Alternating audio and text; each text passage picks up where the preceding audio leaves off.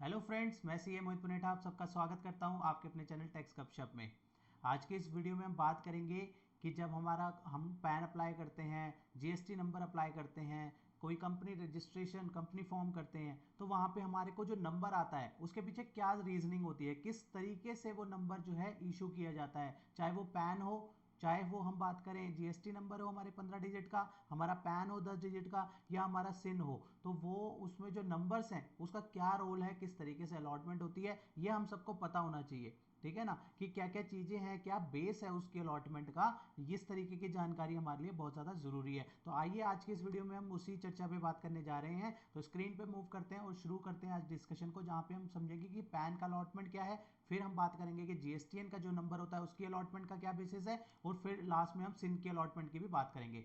सबसे पहले हम बात करने जा रहे हैं पैन के अलॉटमेंट की। जब हम पैन अलॉट करते हैं तो हम देखते हैं हमारे पास 10 डिजिट का जो है हमारे पास पैन नंबर आ जाता है। 10 डिजिट का जो पैन नंबर हमारे पास आता है उसकी जो फर्स्ट 3 करेक्टर्स हैं, फर्स्ट 3 करेक्टर्स जो हैं वो सीरीज बेस पे होते हैं। जैसे हम उनकी जैसे जो है सीरीज चल रही होती है ट्रिपल ए से ट्रिपल जेड तक, तो उस सीरीज के हिसाब से जो है वहाँ पे वो पहले 3 नंबर जो है अलॉट करे जाते हैं। फिर फोर्थ नंबर, जो हमारा फोर्थ नंबर है उसका क्या बेसिस है, उसकी बात करें तो फोर्थ नंबर का बेसिस जो है वो डिपेंड करता है कि जो अप्लाई जिसने पैन अप्लाई किया है उसकी कैटेगरी क्या है, कि वो इंडिविजुअल है। अगर इंडिविजुअल है तो उस केस में पी लिखा हुआ आएगा, अगर कोई फर्म है तो उसके केस में एफ लिखा हुआ आएगा, वो डिनोट कर देगा कि ये फर्म है। और अगर कोई गवर्नमेंट एजेंसी है तो जी लिखा हुआ आएगा, कोई कंपनी है तो सी लिखा हुआ आएगा उसका ये फोर्थ नंबर। और कोई एच है तो एच लिखा हुआ आएगा, लोकल अथॉरिटी है तो एल लिखा हुआ आएगा। इस तरीके से 4 डिजिट जो है, चौथा जो डिजिट होता है उसकी अलॉटमेंट रहती है। पांचवें डिजिट की बात करें, fifth letter is the first alphabet of your surname. ठीक है ना, जो सरनेम होता है, ठीक है ना, किसी का सरनेम है, जैसे मेरा सरनेम हो गया मोहित पुनेठा, तो मेरे यहाँ पे फिफ्थ डिजिट क्या आएगा, पी आएगा यहाँ पे। ठीक है ना, तो इस तरीके से आपका जो सरनेम है उस तरीके से लौट रहेगा। ये जो नेक्स्ट 4 डिजिट होते हैं वो रैंडम नंबर होते हैं। ठीक है ना, रैंडम नंबर के हिसाब से वहाँ पे अलॉटमेंट रहती है। और लास्ट जो होता है, लास्ट लेटर जो है वो अल्फ़ाबेट के हिसाब से रहता है। अल्फ़ाबेट होता है हमेशा 4 डिजिट के बाद फिफ्थ डिजिट जो लास्ट लेटर रहेगा वो हमेशा अल्फ़ाबेट चेक अल्फ़ाबेट रहेगा। तो इस तरीके से जो है पैन की अलॉटमेंट रहती है।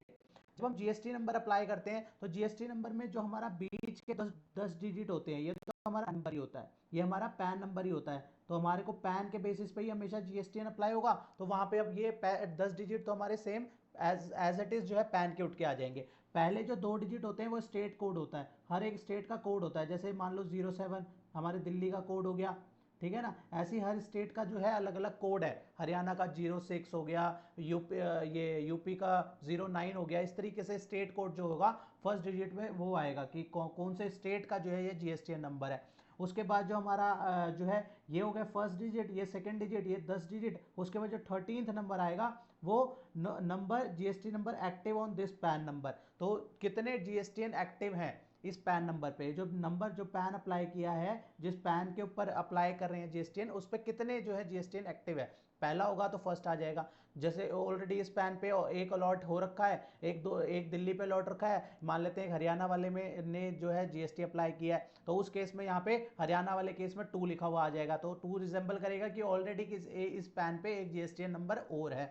और जो है उसके बाद क्या हो गया इसकी 14 डिजिट। 14 डिजिट क्या बताएगा, जेड बाय डिफॉल्ट, ये Z by default by Z आ रहा है। ठीक है ना, और यहाँ पे लास्ट जो है हमारा वो रैंडम नंबर के बेसिस पे आता है। तो ये जो है हमारे 15 डिजिट का यहाँ पे जीएसटी नंबर इस हिसाब से जो है शुरू किया जाता है। तो हमारा जो है यहाँ पे 20 डिजिट का जो है, ये हमारा 20 डिजिट का सिन नंबर किस तरीके से इशू होता है वो भी देख लेते हैं। तो सिन नंबर की बात करें तो इसमें पहला जो है डिजिट होता है यू। यहाँ पे क्या है, अगर ये अनलिस्टेड है तो यू लिखा हुआ आएगा, अगर लिस्टेड एंटिटी तो एल लिखा हुआ आएगा। जैसे मोस्टली जो है अनलिस्टेड रहती है तो वहां पे यू लिखा हुआ आता है, अगर कोई लिस्टेड एंटिटी होगी तो वहां पे क्या लिखा हुआ आएगा, वहां पे लिखा हुआ आएगा आपका एल लिखा हुआ आएगा। उसके बाद 5 जो है वो इंडस्ट्री के हिसाब से इंडस्ट्री कोड होते हैं। तो इंडस्ट्री के जो कोड हैं वो जो उस हिसाब से वो 5 डिजिट कोड जो है इंडस्ट्री बेसिस पे जो है यहाँ पे आ जाएंगे। उसके बाद जो है स्टेट कोड, जैसे दिल्ली है तो डीएल लिखा हुआ आएगा, यूपी है यूपी लिखा हुआ आ जाएगा। उस तरीके से जो है वहाँ पे स्टेट कोड लिखा हुआ आएगा। यहाँ पे फिर नेक्स्ट जो डिजिट आ रही है, नेक्स्ट 4 डिजिट जो है वो न्यूमेरिक रहेगा, कौन सा इनकॉर्पोरेशन का ईयर है। अगर जैसे इस साल हम 2024 में अप्लाई करेंगे तो 2024 अप्लाई वहाँ पे लिखा हुआ आएगा। नेक्स्ट ईयर करेंगे 2025 आ जाएगा। तो यहाँ से ये हमारे को बताता है कि ईयर ऑफ इनकॉर्पोरेशन, ये कंपनी कौन से साल में इनकॉर्पोरेट हुई थी। इसके बाद जो अगले 3 डिजिट हैं वो डिपेंड करता है कि वो कंपनी क्या है, प्राइवेट लिमिटेड है या पब्लिक लिमिटेड है। तो प्राइवेट लिमिटेड कंपनी होगी तो पीटीसी लिखा हुआ आएगा, और पब्लिक लिमिटेड कंपनी होगी तो पब्लिक जो है वहाँ पे पब्लिक कंपनी होगी तो वहाँ पे पब्लिक पीएलसी लिखा हुआ आएगा। अगले 5 डिजिट जो हमारे ये रजिस्ट्रेशन नंबर हो जाते हैं। तो इस तरीके से जो है यहाँ पे अलॉटमेंट रहती है सिन नंबर की। तो डिपेंड करता है कि हमारे को कौन सा हमने अप्लाई किया है, तो उस बेसिस पे जो है यहाँ पे इस तरीके से अलॉटमेंट रहती है।